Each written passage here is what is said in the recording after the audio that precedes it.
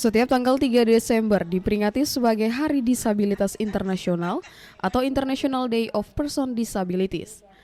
Peringatan ini bertujuan untuk memperjuangkan hak dan kesejahteraan para penyandang disabilitas di segala bidang.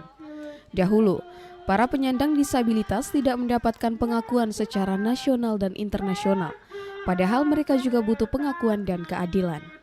Dihimpun dari informasi PBB, tema yang diangkat pada peringatan Hari Disabilitas tahun ini, yakni solusi transformatif untuk pembangunan inklusif, peran inovasi dalam mendorong dunia yang dapat diakses dan adil.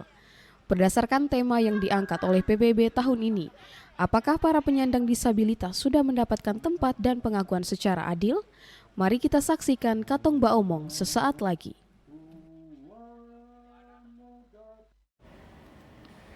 Halo pemirsa dimanapun Anda berada, ya senang sekali saya Ray Seran kembali menjumpai Anda tentunya dalam Dialog Publik Katong Baomong. Ya pemirsa, tentunya Dialog Publik Katong Baomong akan selalu memberikan informasi dan edukasi bagi pemirsa setia TVRI Nusa Tenggara Timur. Ya pemirsa, pada tanggal 3 Desember yang lalu kita memperingati Hari Disabilitas Internasional. Ya, dan hari ini kita akan membahasnya dengan narasumber yang luar biasa, yaitu kita punya narasumber yang pertama yaitu Kakak Serafina BT, Direktur Persani Nusa Tenggara Timur. Iya, kemudian ada juga Desder Dea Kani selaku anggota Persani Nusa Tenggara Timur. Yang berikut ada Kak Wulandari Kaja selaku komunitas Tuli Kupang. Dan kita punya yang terakhir ada Rita Sari Boling selaku juru bahasa isyarat. Ya, dan tema kita hari ini yaitu disabilitas mandiri. Oke, mungkin saya ingin menyapa dulu pemirsa dengan narasumber kita yang luar biasa. Ya, yang pertama mungkin selamat sore untuk Kak Serafina BT. Selamat sore Kak Ray. Oke, gimana kabarnya? Sehat selalu. Puji Tuhan sehat. Oke, saya sapa dengan Kak Vina ya. Ya. Oke, Kak Vina.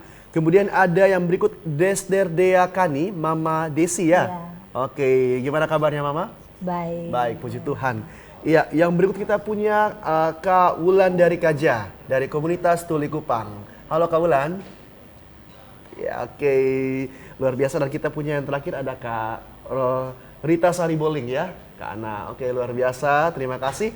Iya, pemirsa, kita nanti akan banyak berbagi dengan pemirsa tentang tema kita hari ini yang sangat menarik, dan ayo kita langsung saja berbincang-bincang dengan narasumber kita yang luar biasa. Oke, mungkin yang pertama saya langsung saja ke Kak Vina terlebih dahulu ya pemirsa. Terkait dengan kita tahu ya bahwa tanggal 3 Desember sebagai Hari Disabilitas Internasional.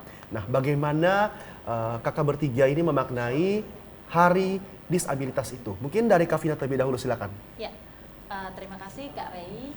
Bagi saya makna Hari Disabilitas Internasional itu bagi saya sangat penting sekali karena dengan Hari Disabilitas, merayakan Hari Disabilitas ini memberikan satu kekuatan untuk kami sebagai penyandang disabilitas, terutama aktivis dalam memperjuangkan hak-hak penyandang disabilitas. Jadi dengan merayakan Hari Penyandang Disabilitas Internasional, kami semakin kuat dan semakin semangat dalam menyuarakan hak-hak kami yang mungkin selama ini masih terlupakan oleh masyarakat. Ya, kalau dari saya seperti itu Kak Ray. Oke, berarti dari Kak Vina sendiri merasakan mendapatkan semangat yang baik dari Hari Disabilitas sendiri. Jadi membuat Kak Vina juga bisa lebih kuat untuk tampil di depan masyarakat umum tentunya ya Kak Vina? Ya, betul. Oke, luar biasa.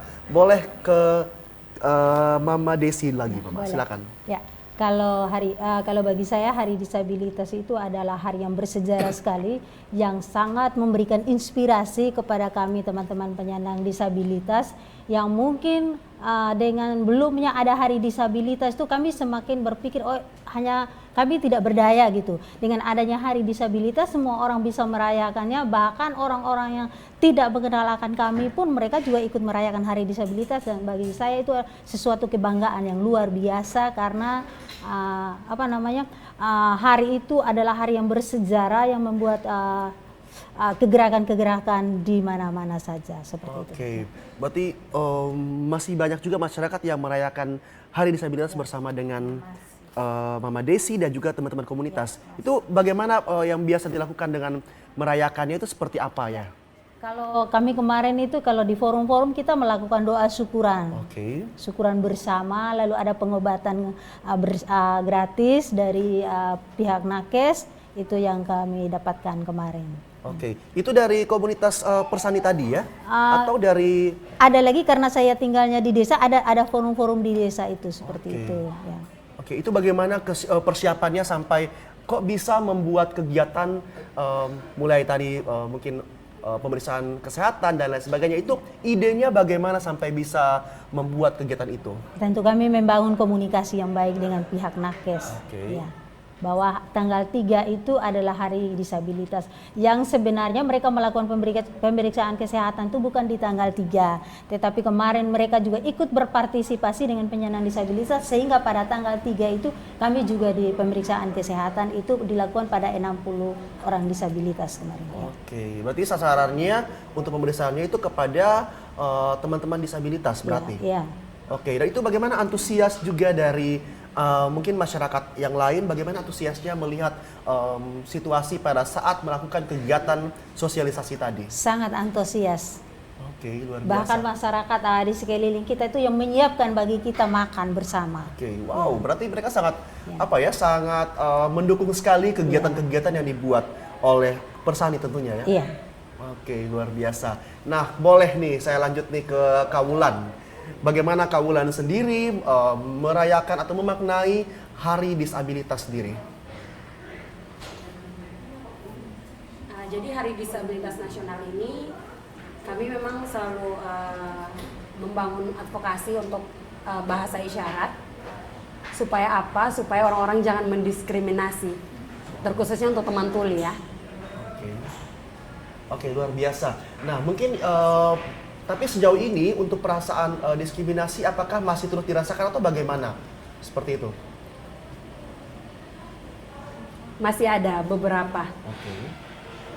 Oke, masih ada beberapa, tapi tetap tidak mematahkan semangat dari Kawulan sendiri, terutama dari teman-teman komunitas ya. Iya. Ya, saya tetap semangat karena memang masih banyak perlakuan yang memang masih diskriminasi, tapi kami tetap advokasi supaya memang diskriminasinya itu bisa berkurang.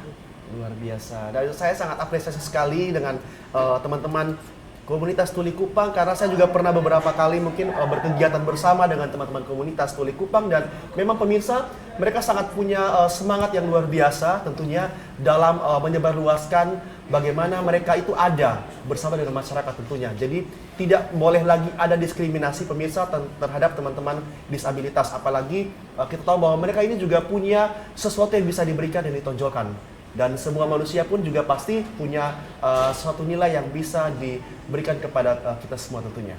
Oke, ya langsung saja boleh kita kembali ke, saya mau dengar lagi dari Kak Desi nih, dari Mama Desi. Terkait dengan, mungkin kita lihat saat ini seiring berjalannya waktu ya Mama Desi, bahwa masyarakat pun mungkin melihat ternyata masih banyak mungkin teman-teman disabilitas, mulai dari tunadaksa, tunanetra, atau tunarungu dan lain sebagainya. Nah, bagaimana pemahaman masyarakat terhadap teman-teman disabilitas tadi, Mam? Ya, kalau pemahaman masyarakat bagi teman-teman penyandang disabilitas, kalau daerah yang sudah tersosialisasi tentang disabilitas, mereka sudah paham. Oke. Sudah paham. Kalau kita berbicara tentang NTT, tentu perjuangannya masih panjang. Benar. Karena NTT ini sangat luas dan medannya juga ya sangat, geografinya juga sangat lumayan gitu. Nah, kalau menurut saya di Kota Kupang dan di Kabupaten Kupang itu sudah punya kesadaran ya tentang disabilitas, dan itu diskriminasinya itu sudah berkurang. Namun kalau di tahun-tahun kemarin, di tahun 2015-14 itu memang sangat tinggi ya, Kota Kupang juga masih diskriminasinya sangat tinggi. Tapi ya sudah ya tahun masuk 2022 ini saya berpikir memang kalau masih ada 1-2 pun yang masih melakukan diskriminasi, itu adalah tugas kita bersama untuk membangun pemahaman bersama supaya mereka jangan melakukan diskriminasi lagi. Ya, Oke. mungkin itu. Berarti memang mungkin masih sampai sekarang mungkin masih ada masyarakat juga yang melakukan diskriminasi terhadap teman-teman komunitas. Masih. Oke. Nah, ini yang mungkin menjadi perhatian untuk kita semua masyarakat, bahwa sekali lagi jangan sampai kita melakukan diskriminasi terhadap teman-teman disabilitas, karena ya kita tahu bahwa kita juga semuanya ini sama-sama apa ya, hidup berdampingan. Jadi ayo masyarakat pun juga mari kita sama-sama dukung teman-teman disabilitas agar mereka bisa survive, mereka bisa terus ada bersama dengan kita tentunya.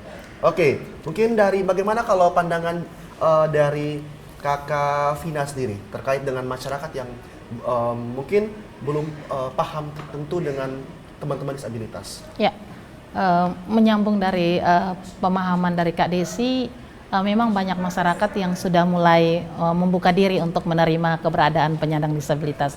Tapi banyak sekali masyarakat yang masih melakukan diskriminasi dan stigma.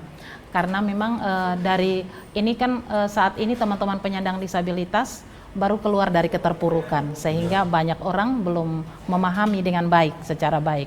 Karena kita bisa melihat contoh ketika kita mau berangkat misalnya ke Jogja atau ke Jakarta, di bandara kita masih mengalami diskriminasi karena kita masih dianggap sama dengan orang sakit karena menggunakan kursi roda. Nah, seperti itu. Terus ketika kita misalnya banyak adik-adik kita yang penyandang disabilitas mau sekolah masih ditolak karena alasan keterbatasan, punya keterbatasan. Jadi memang kita melihat bahwa ini tahun 2022, apalagi dengan lahirnya Undang-Undang Nomor 8 tahun 2016 tentang penyandang disabilitas. Nah, ini kita keberadaan penyandang disabilitas semakin dikuatkan dengan adanya undang-undang. Nah, dengan saat ini pemahaman masyarakat sudah mulai positif terhadap teman-teman penyandang disabilitas, dan banyak ruang yang sudah disediakan untuk teman-teman penyandang disabilitas. Baik ketika mau bekerja, ada yang saat ini kita senang sekali karena di Kota Kupang juga ada sekolah-sekolah yang sudah mulai menerima sertifikat sebagai sekolah inklusi, artinya mereka bisa menerima teman-teman penyandang disabilitas bisa bersekolah di sekolah mereka, seperti itu.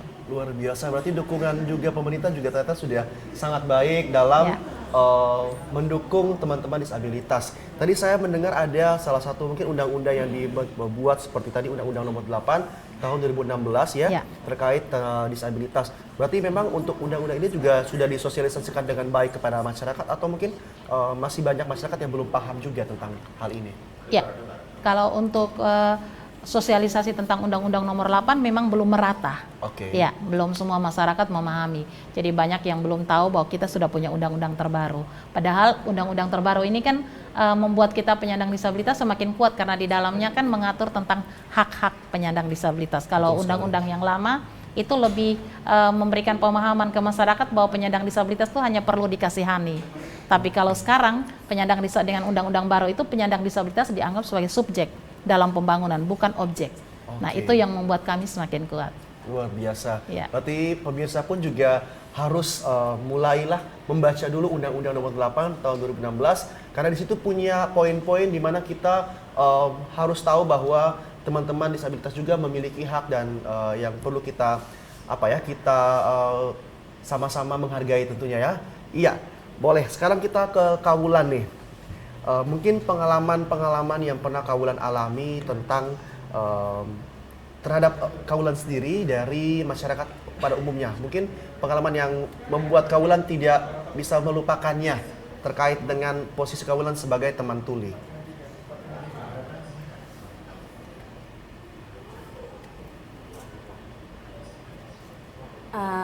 Kalau untuk saya sendiri, itu saya biasanya komunikasi menggunakan bahasa isyarat.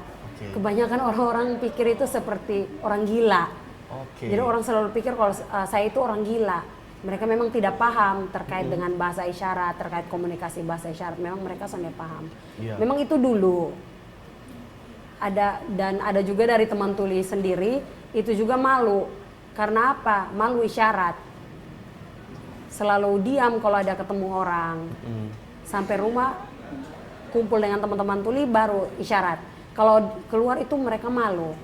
Tapi kalau sekarang sudah cukup bagus. Kalau di kabupaten itu masih belum sampai ke tahap sekarang. Teman-teman tuli biasanya di kabupaten mereka minta untuk teman-teman di Kupang itu bantu advokasi supaya masyarakat di kabupaten itu bisa paham, bisa tahu teman tuli itu seperti apa. Oh, mereka komunikasi menggunakan bahasa isyarat supaya mereka lebih paham. Oke, ya berarti mungkin Kaulan sendiri juga ternyata memang pernah nih pemirsa mengalami diskriminasi terhadap dirinya sendiri karena mungkin banyak masyarakat yang memandang bahwa oh ternyata Kaulan dan teman-teman yang lain itu seperti dikatakan orang gila atau lain sebagainya, tapi ternyata mereka tidak tahu bahwa mereka punya keterbatasan yang ada pada pendengaran tentunya. Jadi pemirsa pun juga mungkin setelah mendengar kisah dari Kaulan juga, ayo jangan sampai kita melakukan diskriminasi sekali lagi. Karena saya ingin kita semua ini sama, hanya mungkin keadaan saja yang membedakan kita tentunya. Oke, boleh lagi nih ke Kaulan. Nah, mungkin menurut Kaulan sendiri, hal-hal apa saja yang masih perlu kita sosialisasikan dan kita edukasikan kepada masyarakat terkait keberadaan teman-teman disabilitas?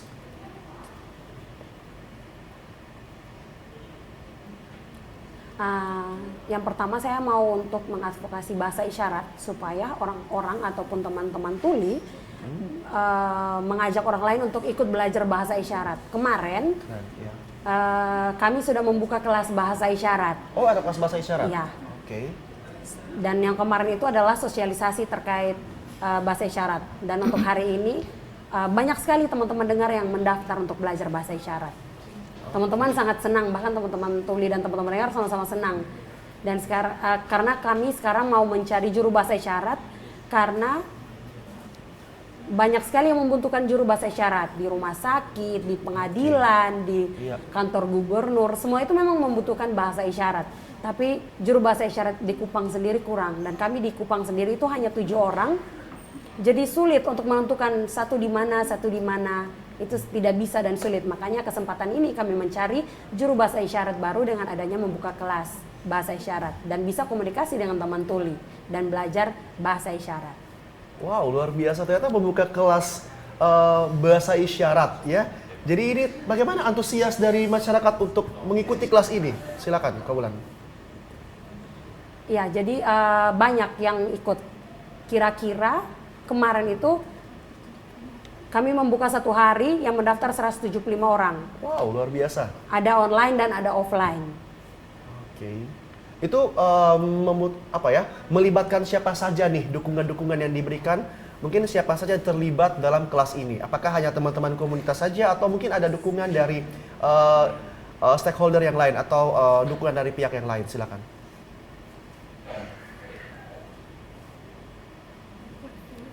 Ada kafein juga yang dukung, ada Kafein. Kopisa. Itu apa sih kafein?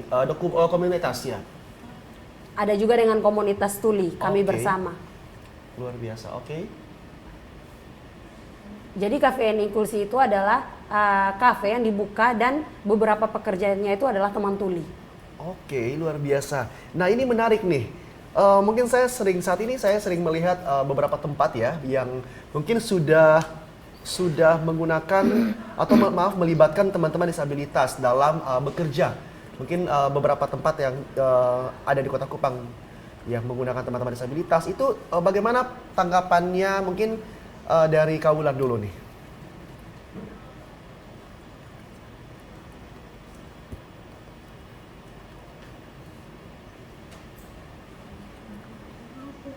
Ya, jadi memang dulu banyak teman-teman tuli itu menganggur. Oke.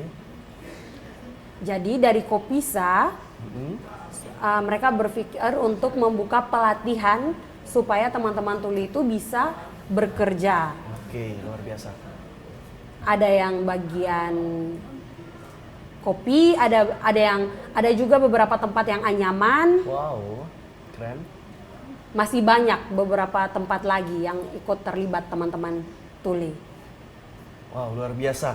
Oke, mungkin kalau Mama Desi memandang yang tadi disampaikan bahwa ternyata tempat-tempat itu mereka membuat teman-teman disabilitas yang awalnya tidak bekerja dan ketika diberikan wadah tersebut ternyata sangat luar biasa, antusias juga dan semangat dari anak-anak disabilitas itu sangat luar biasa. Mungkin pandangan Mama Desi seperti apa? Ya, kalau pandangan saya tadi seperti yang sudah dikatakan oleh teman Wulan itu sangat luar biasa sekali. Itu memberikan inspirasi juga tidak saja hanya kepada teman-teman tuli, bahkan juga mereka juga membuka lowongan untuk teman-teman fisik seperti itu kemarin ya. Dan saya juga sempat ditawarkan oleh teman-teman untuk ada di Kopisa itu. Namun karena saya juga adalah seorang pejuang dalam pengurangan risiko bencana, saya sebagai wakil ketua di Forum Pengurangan Risiko Bencana NTT, jadi saya bilang tunggu dulu, nanti saya bisa merekomendasikan teman-teman yang lain saja seperti itu. Oke, berarti memberikan inspirasi baru bagi Mama Desi dan juga teman-teman komunitas bahwa teman-teman disabilitas itu tidak terbatas, tapi mereka itu punya sesuatu yang luar biasa yang bisa mereka lakukan walaupun dalam keterbatasan tentunya. Boleh mungkin dari Kak Vina sendiri seperti apa pandangannya kalau kita lihat ya ternyata mereka ini bisa juga loh melakukan aktivitas yang sama seperti teman-teman yang pada umumnya. Silakan Kak. Ya. Kalau dari saya melihatnya memang kalau di Undang-Undang Nomor 8 Tahun 2016 itu kan sudah diatur kuota 2% dan 1%. Jadi setiap dunia kerja baik swasta maupun pemerintah wajib punya staf penyandang disabilitas 1 atau 2 orang seperti itu. Jadi bagi saya teman-teman tuli sudah memulai ini sangat luar biasa. Karena ketika kalau kita bekerja, pandangan masyarakat itu mulai dari berubah dari negatif menjadi positif. Karena yang selama ini mereka memandang bahwa teman-teman penyandang disabilitas itu hanya menunggu belas kasihan, hanya perlu dibantu. Tapi ketika mereka diberikan kesempatan dan diberikan kepercayaan untuk bekerja, ternyata mereka luar biasa. Mereka punya potensi yang belum tentu orang non disabilitas memiliki. Seperti itu. Dan saya sendiri sebagai penyandang disabilitas juga saat ini bekerja di salah satu LSM Yayasan Tanpa Batas sebagai data manager dan advisor untuk program inklusi. Dan ketika saya bekerja itu pengalaman perdana ketika saya bekerja di LSM. Karena kan selama ini kan orang mau menerima penyandang disabilitas, orang melihat fisik, orang tidak mau menerima karena merasa bahwa karena kakinya seperti itu nanti kerjanya bagaimana. Nah ternyata ketika kita diterima, banyak orang melihat bahwa kita punya potensi yang luar biasa. Jadi kenapa semua orang menganggap bahwa teman-teman penyandang disabilitas itu tidak bekerja? Karena tidak bisa bekerja maksudnya. Jadi karena orang masih memandang fisiknya, bukan potensi yang mereka miliki. Harusnya mereka melihat dari potensi. Ya harusnya diberikan kepercayaan dulu, diberikan kesempatan sebelum kita berasumsi bahwa mereka tidak bisa. Ya. Nah, ketika saya melihat teman-teman tuli bekerja di kafe dan banyak teman-teman penyandang disabilitas ragam yang lain bekerja, ternyata mereka tidak mengalami kesulitan. Benar. Iya, mereka enjoy dengan pekerjaan. Bahkan mereka lebih ulet dari teman-teman non disabilitas. Ya, seperti itu. Jadi kita berharap kesempatan itu selalu diberikan mulai dengan saat ini, apalagi hadirnya undang-undang terbaru. Jadi kita punya hak yang sama. Jadi ketika kami mau bekerja tidak boleh dihalangi. Ketika kami mau berkeluarga tidak boleh dicemooh, tidak boleh dihina seperti itu. Jadi kita punya hak yang sama sebenarnya, dan menjadi penyandang disabilitas itu kan potensinya berpotensi untuk semua orang, bisa dialami oleh semua orang. Jadi orang-orang yang saat ini masih non disabilitas, seiring waktu dan usia mereka juga akan menjadi penyandang disabilitas. Nah, kedepannya kita berharap supaya kami penyandang disabilitas dengan berbagai ragam apapun diterima sebagai bagian dari keberagaman manusia. Karena kita diciptakan dari Tuhan yang sama, seperti itu. Betul sekali. Ya. Iya. Dan benar sekali yang disampaikan oleh Kak Vina ya, bahwa ternyata kita tidak bisa terlalu membedakan dengan teman-teman non disabilitas, karena ketika dilihat juga bahwa teman-teman disabilitas pun juga mereka punya semangat yang luar biasa. Apalagi ketika saya pernah bertemu juga dengan beberapa teman-teman disabilitas, ketika mereka berada di tempat kerja, mereka sangat ulet dan sangat luar biasa semangat mereka. Jadi saya rasa tidak bisa kita menjudge atau pada orang-orang disabilitas tentunya. Jadi itu yang membuat saya sangat apresiasi dengan semangat juang dari para teman-teman disabilitas. Oke, nah ini yang mungkin sampai saat ini menjadi harapan dari teman-teman disabilitas terkait dengan akses di fasilitas umum, ya. Nah, mungkin kami juga tadi TVRI juga sudah mempersiapkan hal ini. Nah, bagaimana pandangan dari teman-teman disabilitas terkait dengan hal tersebut, aksesibilitas di fasilitas umum. Mungkin kita mulai dulu dari Kakak Desi dulu, silakan. Ya. Baik, kalau menurut saya sebenarnya sudah ada aturannya sebenarnya tentang aksesibilitas selain dari Undang-Undang Nomor 8 Tahun 2016, bahkan NTT pun memiliki Peraturan Gubernur Nomor 68 Tahun 2020. Nah, bahkan Permen PU sekalipun ada aturannya. Bagi kami itu mengenai aksesibilitas belum akses bagi kami kalau di layanan publik ya. Kenapa saya mengatakan begitu? Tidak semua instansi itu sudah menyediakan akses bagi kami. Ya, bahkan kami pun ketika ada instansi yang mengundang kami untuk kegiatan itu adalah kegiatan untuk penyandang disabilitas, bahkan kelompok rentan lainnya, mereka belum mempersiapkan aksesibilitas bagi kami. Kami masih disuruh naik tangga dan sebagainya, dan itu memang sangat rumit. Nah, lalu ada akses layanan publik seperti jalan, trotoar dan sebagainya. Memang kalau dilihat di Kota Kupang ini sudah ada, di Kecamatan Oebobo itu mereka sebenarnya sudah ada akses, tapi akses itu tidak bisa dimanfaatkan dengan baik oleh teman-teman penyandang disabilitas karena mungkin salah satu faktor mereka tidak tahu kenapa harus membuat akses itu. Karena sebenarnya ketika membuat aksesibilitas harus melibatkan penyandang disabilitas.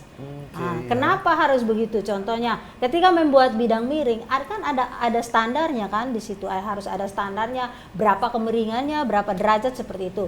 Tapi ini layanan-layanan yang ada ini mereka buat tidak melibatkan teman-teman penyandang disabilitas. Jalan trotoar itu yang ada mereka masih menaruh bunga dan sebagainya. Sebenarnya gading-gading blok itu, paving blok itu kan diperuntukkan teman-teman kita yang hambatan penglihatan. Hambatan penglihatan. Bagaimana kalau kita menaruh mobil di badan trotoar, sedangkan mereka harus lewat? Itu tidak, menurut saya itu bukan kita memberikan kemudahan kepada mereka, bahkan ketika kita memberikan jerat bagi mereka. Kenapa saya harus mengatakan itu? Ketika mereka menabrak mobil kan sesuatu hal yang fatal kan, seperti itu. Atau mereka menabrak pot bunga, menabrak pohon dan sebagainya, seperti itu. Jadi untuk layanan ini sebenarnya harus dipahami juga oleh mungkin yang punya proyeknya seperti itu, PUPR, PU dan sebagainya. Lalu bagaimana dengan bangunan-bangunan? Bangunan-bangunan sekarang bagi kami belum aksesibel. Kenapa? Sebenarnya di Permen PU itu ada standar-standar membuat bangunan itu bisa diakses oleh semua orang. Karena masih ada masyarakat atau orang berpikir bahwa kalau kita membuat aksesibilitas ini hanya diperuntukkan jika ada penyandang disabilitas. Jika ada. Tetapi sebenarnya kalau kita berbicara tentang regulasi itu, semua yang kita persiapkan adalah kita persiapkan untuk regenerasi kita. Atau kita juga ketika bertambahnya usia seperti yang sudah dikatakan oleh Kakak Vina, pasti kita juga akan menuju ke disabilitas seperti itu. Nah, saya berharap dengan adanya aturan-aturan yang sudah ada mulai dari Undang-Undang Nomor 8, bahkan Pergub yang sudah ada di Kupang ini, sebenarnya di NTT ini sebenarnya kita lebih menyimak lagi begitu. Jangankan peraturan itu dibuat lalu tidak pernah kita simak gitu. Benar. Ya, kalau kita implementasinya tidak ada. Kebetulan di NTT sendiri sedang menyusun namanya rencana aksi daerah itu untuk penyandang disabilitas. Nah, rencana aksi daerah ini dibuat untuk kita melihat, untuk kita bisa memastikan layanan-layanan publik itu bisa diakses atau layanan-layanan inklusi sebenarnya itu. Jadi kalau kita berbicara layanan yang inklusi, yang aksesibel, tidak semata-mata untuk kami. Tidak semata-mata. Itu diperuntungkan untuk semua orang. Benar. Ya.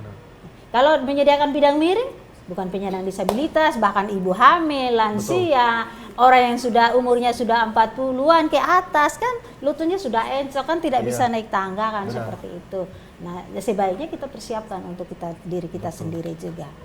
Nah itu ya memang kurang dipahami ya ternyata bahwa hal tersebut tadi mulai dari pembangunan aksesibilitas yang sebenarnya tidak hanya untuk teman-teman disabilitas tapi juga yang disampaikan bahwa ke depan kita juga tidak tahu bahwa suatu saat kita juga akan ada dalam posisi seperti mereka tentunya. Iya, baik pemirsa, kita masih akan berbincang-bincang dengan narasumber kita yang luar biasa, dan untuk itu jangan kemana-mana, tetap di Katong Bawa Omong.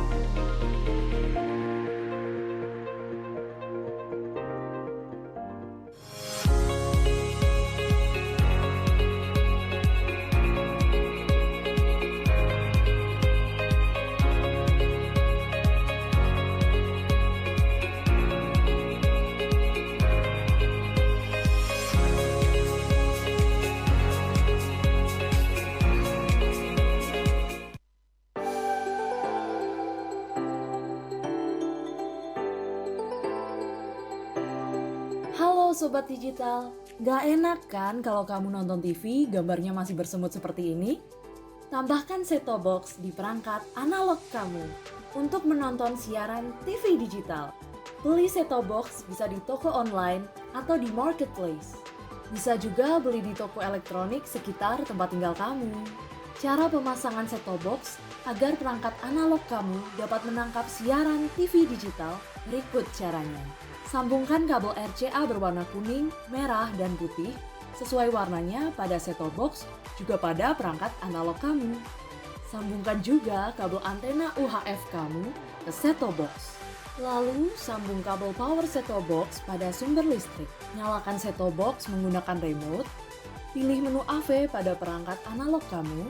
Saat muncul menu panduan instalasi, pilih channel search atau pencarian siaran. Tunggu prosesnya sampai selesai ya. Dan kamu sudah siap menyaksikan siaran televisi digital. Dan gratis tanpa berlangganan.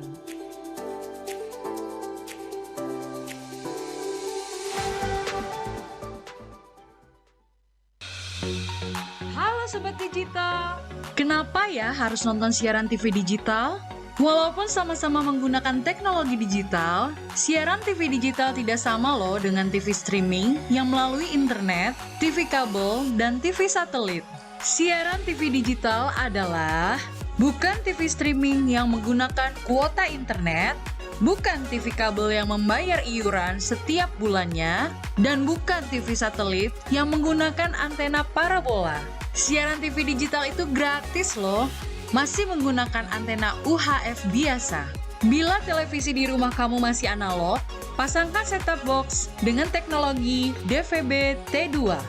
Yuk beralih nonton siaran televisi digital. Bersih gambarnya, jernih suaranya, canggih teknologinya. Dulu TV di rumah Inyong cuma jadi pajangan. Lah kepriben punya TV gambar nggak bisa ditonton. Beruat sampai ganti TV, ganti kabel, ganti antena, pindah tempat. Tetap baik, beruat. Maring sekarang sejak Inyong pakai TV digital, di rumah Inyong jadi rame terus. Gambar TV nggak semutan, suara jernih, celing. Pasangnya gampang, nggak pakai ribet. Ayo pakai TV digital aja, kelalen pasti celing.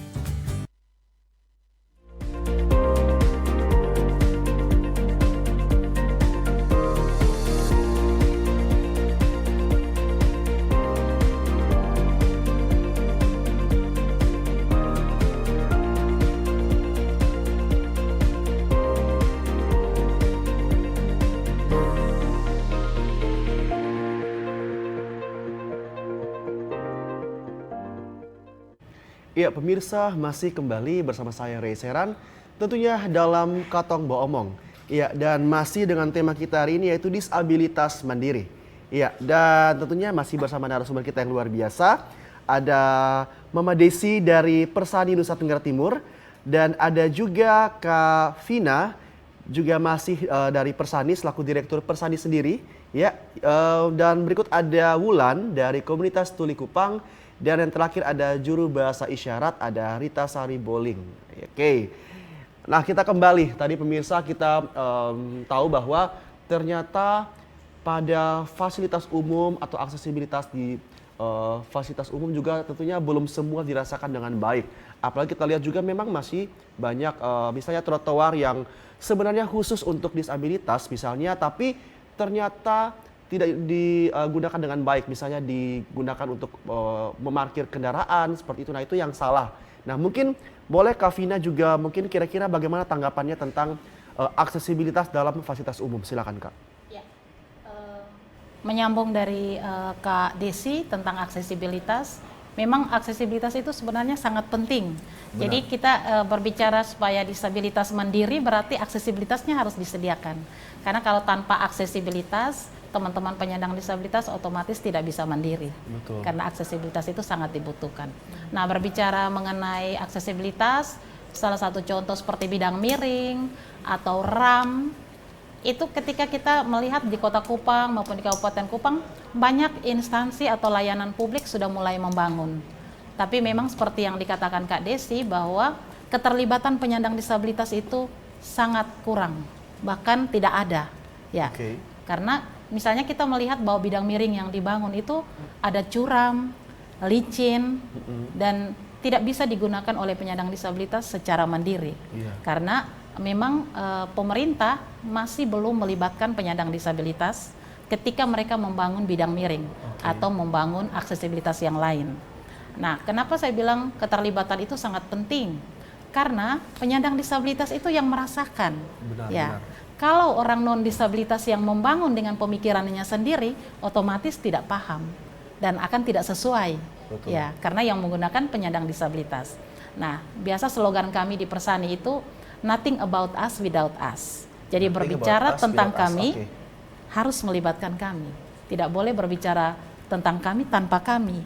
Nah, itu slogan kami yang selalu kami bawa kemana-mana. Karena ketika kita mengambil contoh, Persani terlibat dalam kegiatan-kegiatan dalam pembangunan bidang miring, kalau kami yang melakukan asesmen, kami yang melakukan uji coba, itu hasilnya sangat luar biasa dan bisa digunakan dan tidak buang anggaran. Dibandingkan dengan aksesibilitas yang dibangun oleh pemerintah tanpa melibatkan penyandang disabilitas, itu hasilnya tidak maksimal. Dan bahkan harus dibongkar lagi karena tidak sesuai. Nah, dari melihat dari kejadian itu, pemerintah selalu bilang bahwa anggaran tidak ada. Tapi sebenarnya membuat aksesibilitas, menyediakan aksesibilitas tidak memakan biaya banyak. Yang penting kita berkolaborasi dengan organisasi penyandang disabilitas atau teman-teman penyandang disabilitas. Karena yang tahu tentang kebutuhan mereka itu adalah mereka sendiri. Ya, orang-orang non disabilitas itu tidak merasakan. Ya, sehingga kenapa ketika orang membangun aksesibilitas, misalnya bidang miring, guiding block, toilet akses, itu harus wajib melibatkan teman-teman penyandang disabilitas supaya mereka bisa uji coba sendiri, mereka bisa melakukan asesmen sendiri. Bidang miringnya kan misalnya aturan di Permen PUPR itu kan tidak boleh lebih dari 7 derajat bidang miring, tingkat kemiringannya. Sehingga kami yang kursi roda bisa mandiri, tidak dibantu. Nah, ini kita melihat bahwa layanan publik banyak yang masih bertangga. Ketika kami diundang untuk terlibat dalam sebuah kegiatan dan diundang dalam ruang pertemuannya tidak akses, berarti misalnya kalau Vina yang hadir, Kakak Desi, itu pasti akan mengalami kesulitan. Saya sudah berulang-ulang hadir di sebuah kegiatan, diundang sebagai narasumber, diundang sebagai fasilitator, itu harus diangkat dengan kursi roda, diangkat. Nah, itu sangat berbahaya. Kalau orang non itu angkat tenaganya kuat, ya kita masih selamat. Tapi kalau kita dilepas karena mereka tidak kuat, celakanya banyak. Ya, penyandang disabilitasnya mungkin bisa meninggal, mungkin bisa menambah disabilitasnya. Terus orang-orang non dia juga bisa menjadi disabilitas. Karena kan kecelakaan dilakukan sendiri. Nah, kenapa keterlibatan itu sangat penting? Makanya saya selalu bilang di organisasi Persani maupun semua teman-teman penyandang disabilitas di organisasi lain bahwa aksesibilitas itu sangat penting untuk penyandang disabilitas, dan partisipasi penyandang disabilitas itu juga sangat penting. Dan partisipasi itu bukan asal partisipasi, partisipasi yang bermakna. Artinya orang-orang non disabilitas wajib mendengar apa yang kami sampaikan. Ya, karena kami juga punya hak untuk berpendapat. Ya, kadang-kadang orang merasa bahwa penyandang disabilitas itu punya kemampuan apa, mereka mau omong apa. Iya. Ternyata banyak unek-unek yang kami pendam dalam hati, yang harus kami keluarkan. Betul. Tapi kesempatan selalu tidak ada. Nah, Oke. berharap di forum ini, ketika kita live seperti ini, semua masyarakat bisa paham dan pemerintah yang mendengarkan juga bisa paham bahwa keterlibatan penyandang disabilitas itu sangat penting. Benar, Ya. benar. Oke, saya sangat setuju sekali dengan yang disampaikan oleh Kakak Vina bahwa ketika membuat sebuah aksesibilitas di fasilitas umum harus melibatkan teman-teman disabilitas karena mereka yang merasakan. Jadi dengan menggunakan atau melibatkan mereka, mereka juga bisa tahu oh kekurangannya di sini atau kelebihannya di sini sehingga ke depan setiap akses untuk fasilitas umum juga bisa digunakan dengan baik tentunya. Oke, nah boleh kita ke Kak Wulan ya terkait dengan mungkin tadi sudah disinggung oleh Kak Vina bahwa dalam menggunakan akses di fasilitas umum juga bisa membuat teman-teman disabilitas menjadi mandiri. Nah, untuk kemandirian yang bagaimana yang diperlukan oleh teman-teman disabilitas sendiri? Silakan Kak Wulan.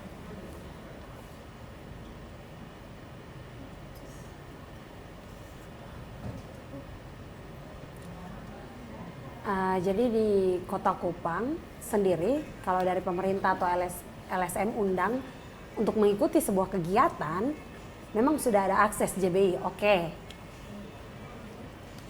Kalau contoh kayak di TVRI juga di sini sudah ada akses juru bahasa isyarat.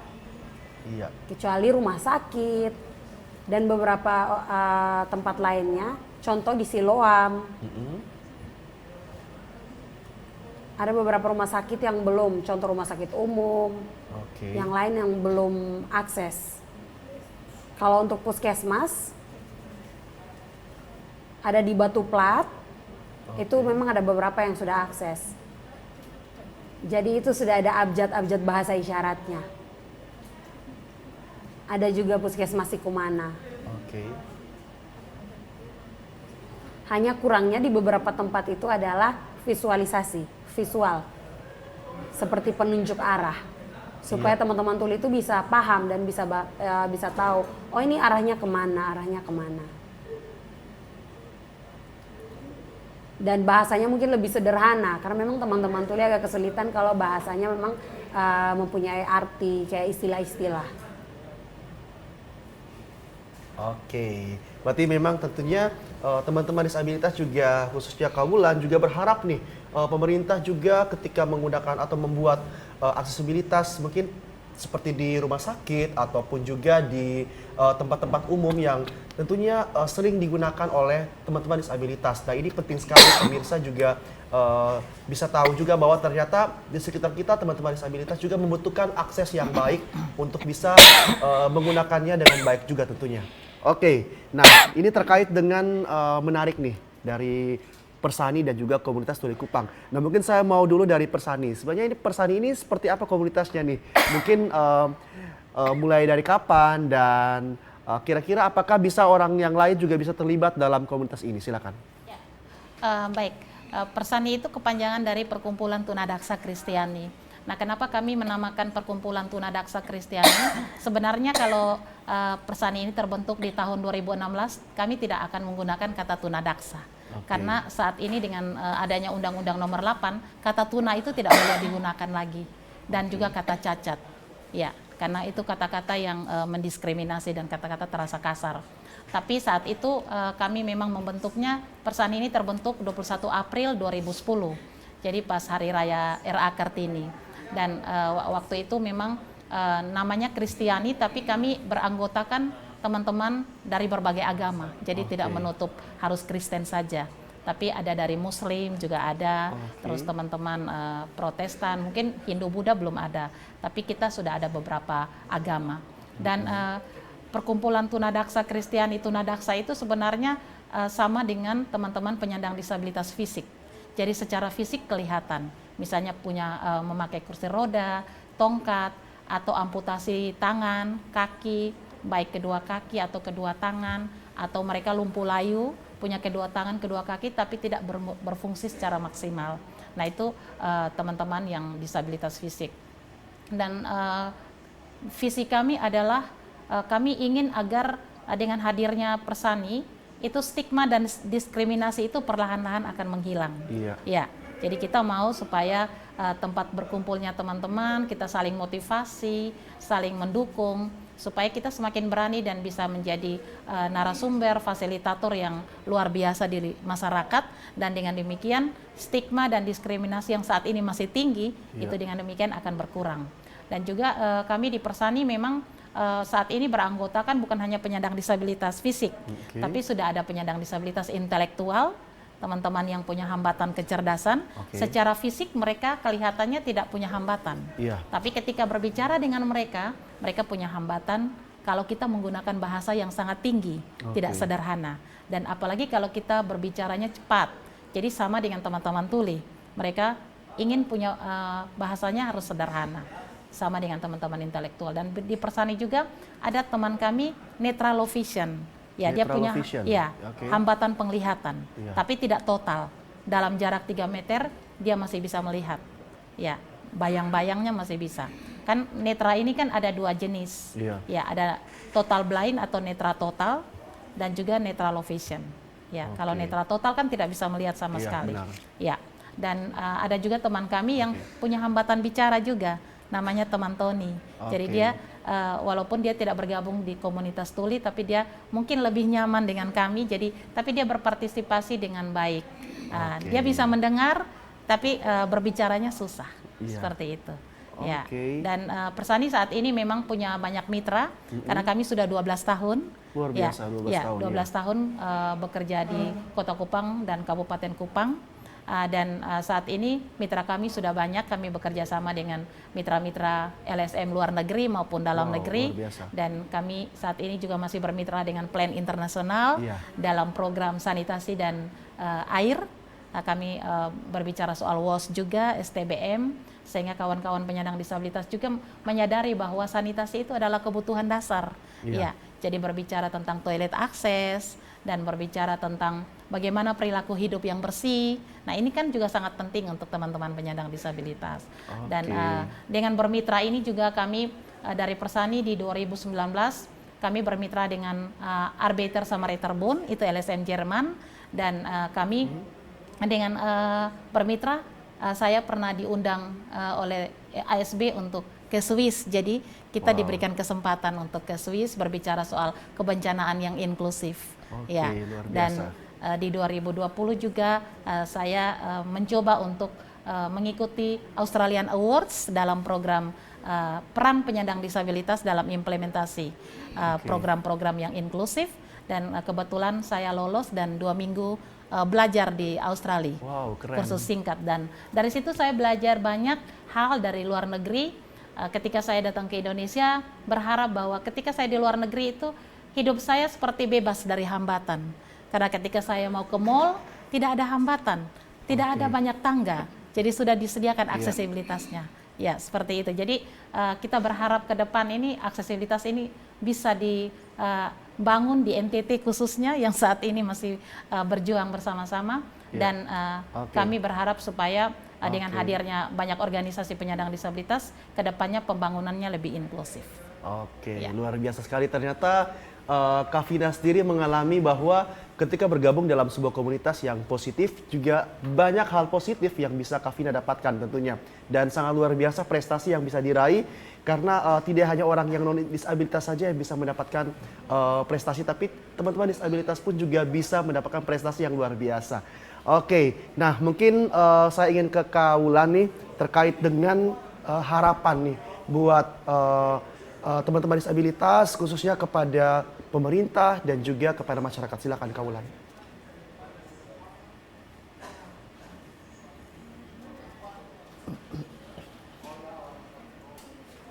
Jadi untuk harapan saya kepada pemerintah untuk jika ada kegiatan dan semua yang berhubung dengan pemerintah, semua itu harus inklusif.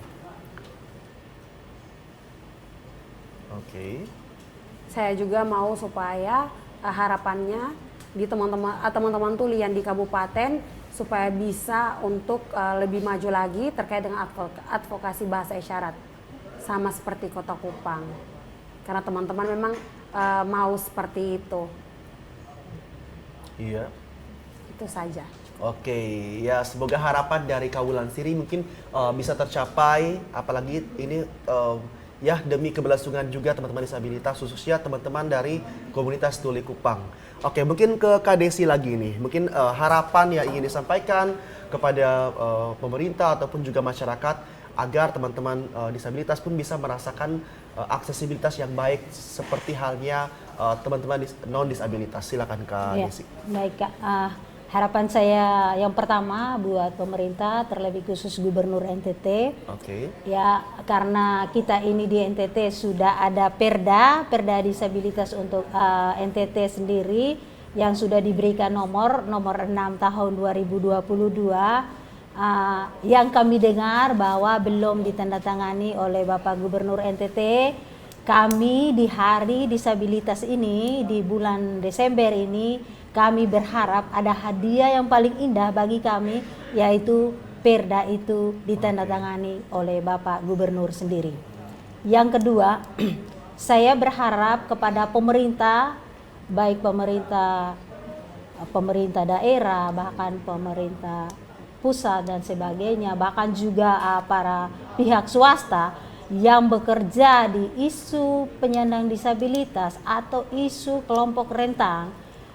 Jika Bapak Ibu memberikan kami kesempatan untuk berpartisipasi, kami bisa berpartisipasi, semua itu kami bisa berpartisipasi jika kami diberikan aksesibilitas.